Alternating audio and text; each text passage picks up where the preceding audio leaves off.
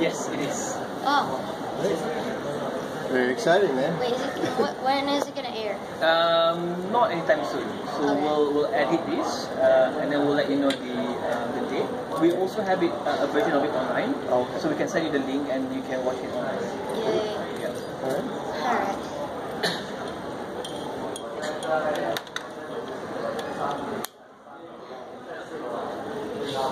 What's your name? Rizal. Rizal? Okay. Yeah. You nervous? Yeah. Don't be. It's fine. He's just gonna talk to you. Yeah, yeah. Yeah, I know.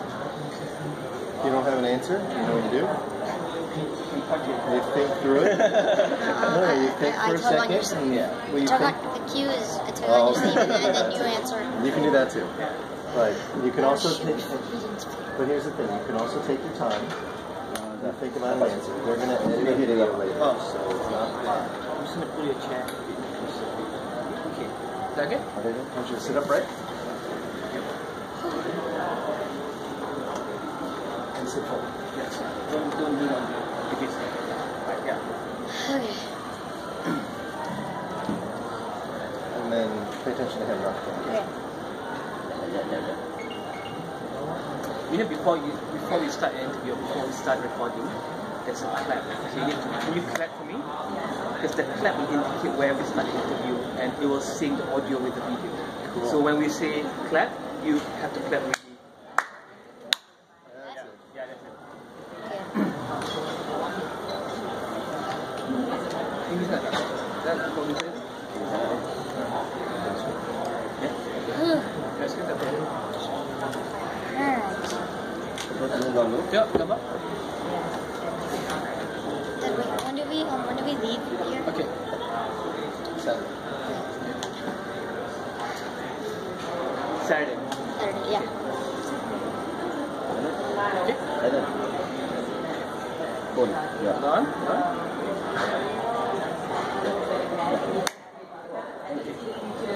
So let's start with you, Jeffrey. JJ. You shot those. Just shot. All right, go. So let's start. So we clap again. Okay. Clap again. One. Okay. So let's start with you, Jeffrey or JJ. You started getting involved in this startup community when you were 4, and now you're 11, right? Yeah. So how has that journey been so far, and what are you doing right now? Right now, I'm not doing any. I'm doing well, of course, this conference, but I'm also, besides this, I haven't been involved lately. Yeah, it's been a while. But you were chief kid officer in an organization, right? Yeah, my Tell us dad's about that. So my dad, it all started in 2011. I was 4 years old, and so me and my dad were walking around downtown Tucson, Arizona, the United States of America, and we were hanging out posters for this event that my dad had called Startup Week, and it's a 54-hour, I think, right? 54-hour long event, and it's like people come up with an idea, they share it with other people, and ask them if they would like to join that person's team. After they have a few people on their team, then they start to put together their idea. And the next year, 2012, my dad decided for Startup Weekend, he decided to do a thing called Startup Weekend Kids. This is a much shorter version. It's not like you don't like crash on. It's like a kids version of that, but it's like a few hours long. And you come up with an idea, you create like a prototype of it, and then you share it. And so that was run for a few years, and then my dad did a thing. I wasn't involved in it because at the time I was like maybe 6 or 7, and and this was for like high school kids. So there's it was School of Startup instead of School of Rock. But anyways, and then I'm trying to think of another thing. Have we done anything else? That may be enough. Yeah, I think that's it. But lately we haven't been doing Startup Week and Kids for some reason. Well, so one of the things we did as an organization is we've noticed that our ability to run all the different things we do at once. So we started partnering with other organizations with the goal. So instead of 30 students coming to one of our events, how do we get more and more kids involved through other programs that are already underway? So how do we influence those programs? So do you have a system that you replicate in schools across America? Are you working towards that maybe? More and more of that. So we don't have to necessarily develop the content as much as we are working to develop the acceptance of introducing that kind of content into the programming in our local communities. So how do we work with schools? How do we work with existing clubs or summer camps? How do we work with organizers of those initiatives? So a lot of the work that we're doing right now is to go in and participate in supporting the work that they're doing. We can reach many more people by shaping existing initiatives that already have a program that we organize. So what did you observe during those events or those sessions that you held? And I think what are some of the products or innovations that came up from that session or events that you do? So we've had a lot of different programs over the years with kids. It's always fairly remarkable how sort of advanced the thinking is. So do you want to talk about one of your projects, and then I'll talk about some of the more middle school and high school ones? Yeah. So back, I don't remember what year it was, but I think it might have been even the first year of Startup Week and Kids. We did this thing.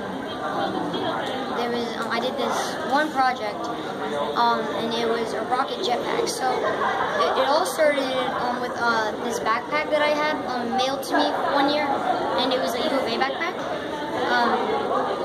And so it was. So then I took a few plastic cups. I duct taped them to the cup holders. I think they had like this it was like a single band around it. So then I duct taped it to that. Then I added pipe cleaners like that made it look like flames coming out. And then it was like and then I duct taped it. I covered the cups in like silver duct tape, and then I duct taped them on. Then I slipped them into the things, and what was the purpose of the pack? Like, when you were thinking about it, what problem do you think it was solving? It was solving like commutes, like if you needed to go from school to work, and it was like here you could use your you were at like a job on campus, but you had to go to your class. You would use you would fly, and then you could take out the cups, open up a zipper in your backpack, put them in there. It turns into a regular backpack. Oh wow. Well, the idea is that kids are really creative, right? And they see the world from an entirely different perspective. And we were just talking about blue ocean ideas here at the conference. Kids are really great at identifying problems that exist in the world and seeing them from an entirely different perspective. The kind of thing that Elon Musk is doing by creating Hyperloop is the kind of thing that a child would create, right? But it takes almost an innocence, an external perspective to be able to do that. And so a lot of what we saw with little kids was the ability to do that and be really amazing. As they get older, their ideas get more concrete. They get a little less creative. They get a little more you might be able to commercialize them. They're a little more grown up in the way that they develop things, which is good to be able to move to be more effective at actually launching a business.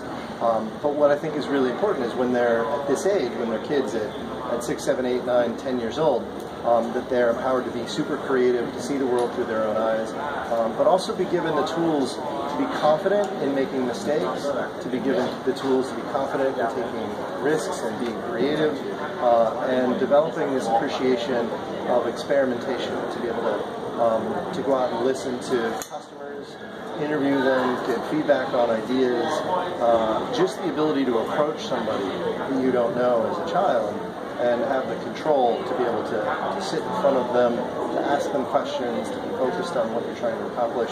Those are all the basic skills that you would want to be developing in a professional, and to be able to start doing that at 6, 7, 8 years old and do it in a fun way is part of a long-term thought process that we have of how to affect change in the culture and how to affect change in your community by working with kids on these kind of issues. But how do you ensure that the ideas that they have and that playful, no inhibitions quality that they have when they are younger can be continued and can continue to be developed as they grow older, and not be limited by the limitations around them? Say, for example, this cannot be done, this is not realistic. So how do you stop that from stopping the kids from growing up to be more innovative and to be inventive?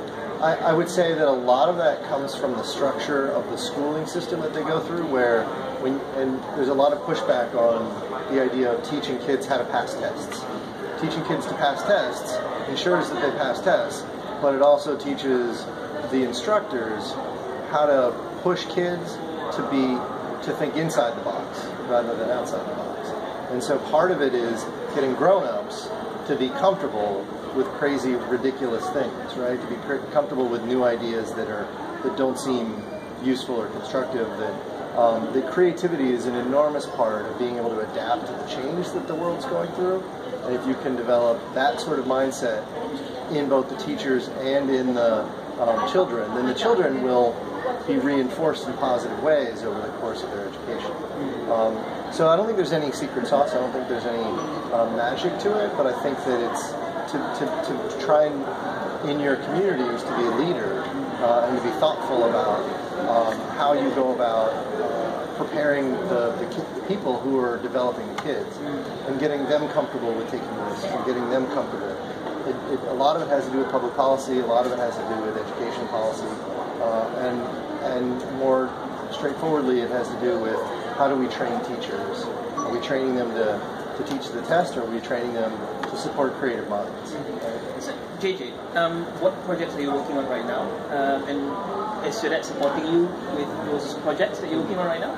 Yeah, right now I'm really into folding origami. Like I can fold mostly Star Wars origami. Mm-hmm. I fold things that I call origami clones and stormtroopers.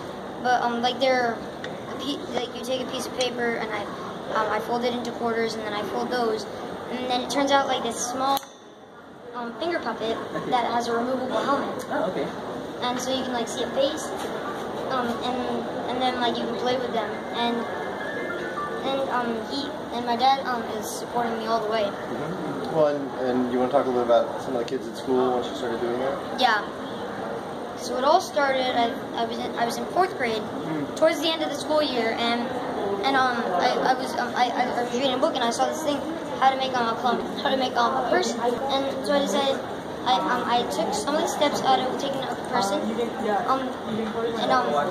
took them out, and then adjusted it, and then made the exact same thing that I did on the other ones, and then combined them, and I created an origami clone. And when the kids, the younger kids, the younger kids sometimes look up to me, since I'm older, and they look up to me, and they saw I was doing it, and they thought, wow, that's really cool. Maybe I should start doing that too, and they actually started to like it. And so now I have a whole bunch of friends that like origami just like me. So what was the business idea you decided to do in addition to selling the clones?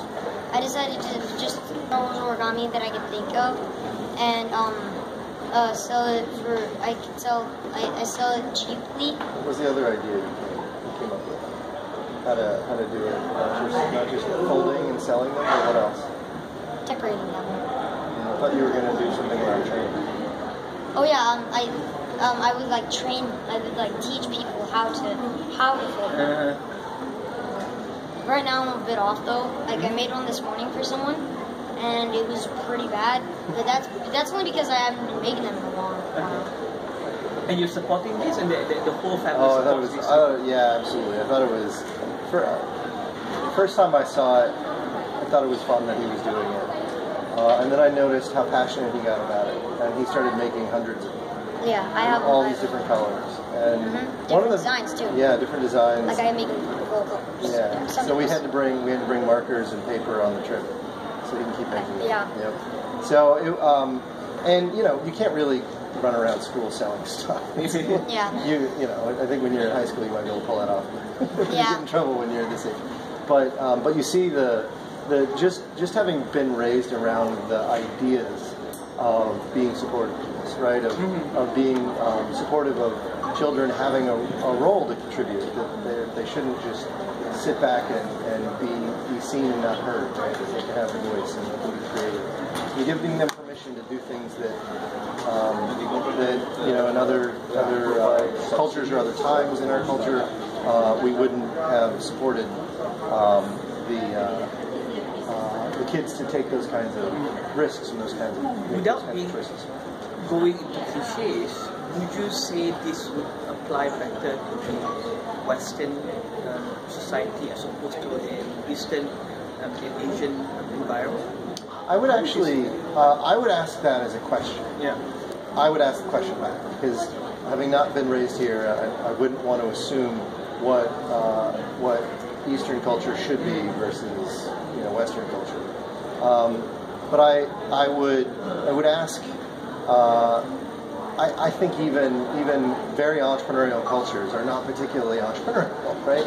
Like almost everybody looks for a job. Almost everybody looks to be given direction. They'd like to be empowered, and so I think that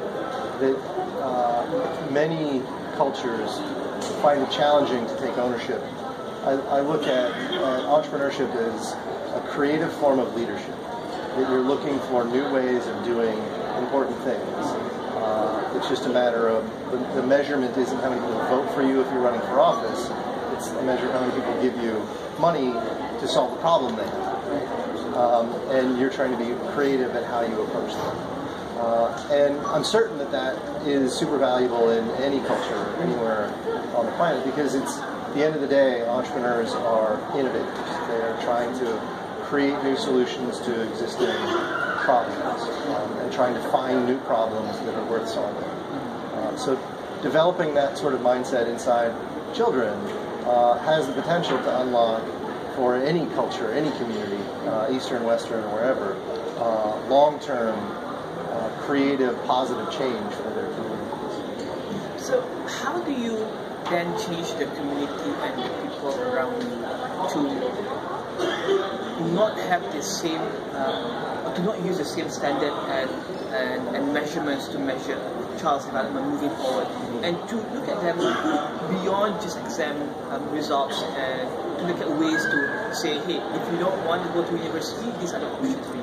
These are the ways that you can develop yourself to also move forward and contribute to the society. I mean, high school and universities and colleges are not just the only option for you to move forward. How do you get that to happen? Well, I would say the first thing is to recognize that that while I think 100% of people probably should develop this sort of competency and this mindset, that traditional education is still the sort of backbone of all education.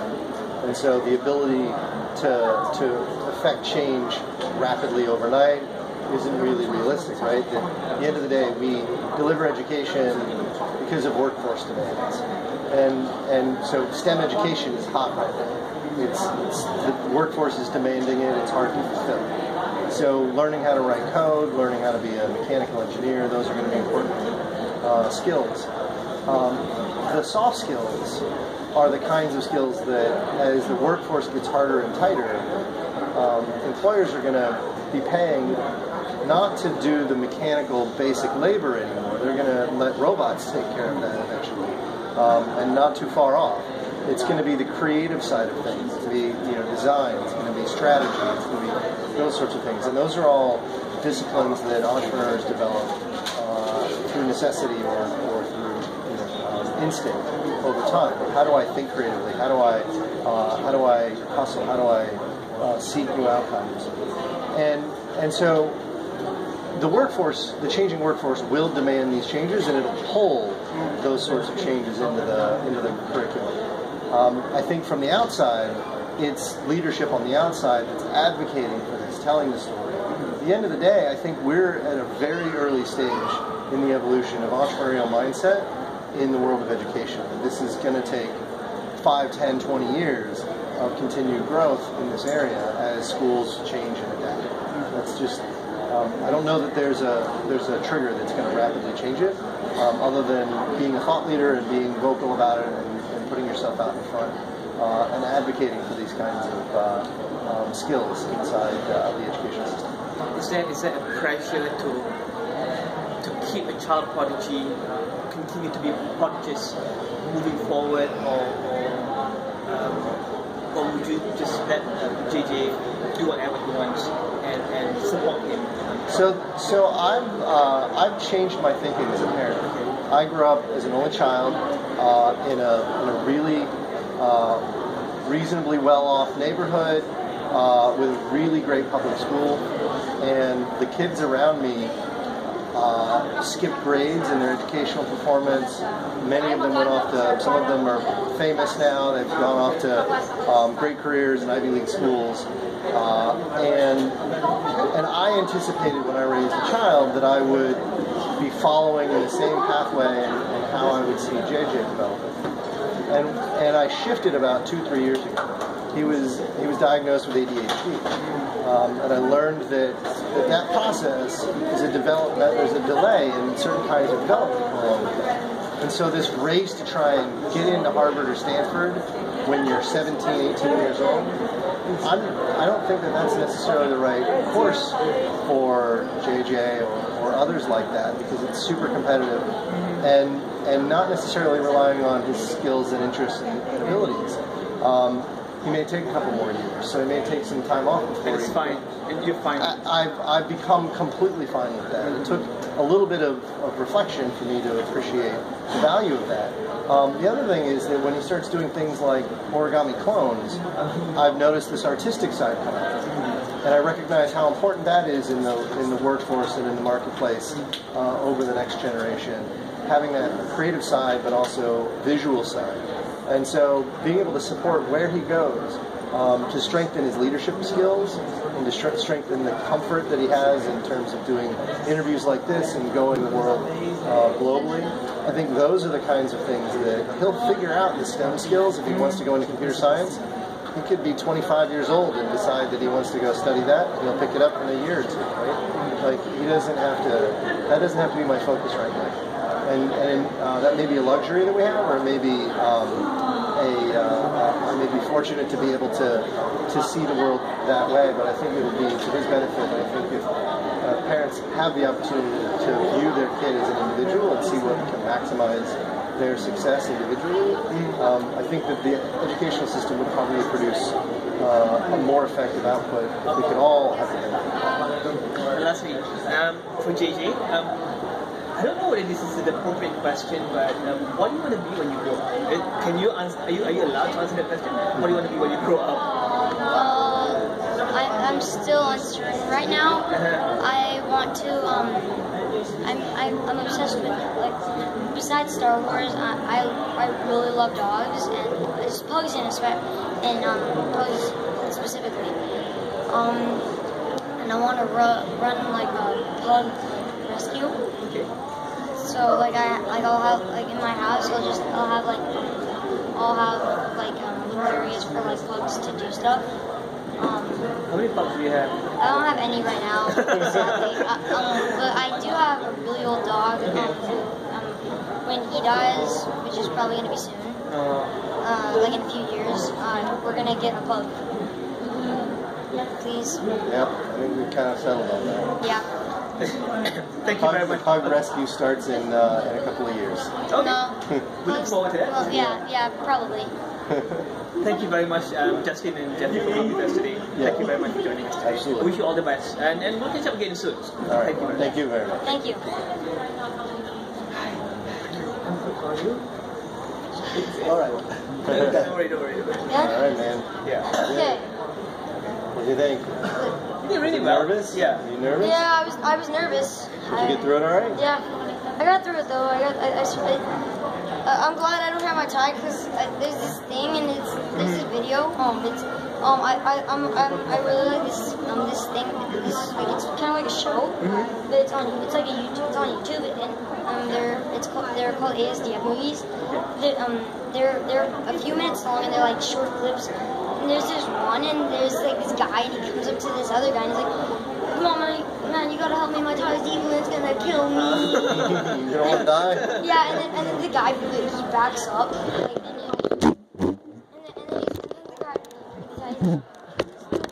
and then it zooms in on the tie. The screen turns red.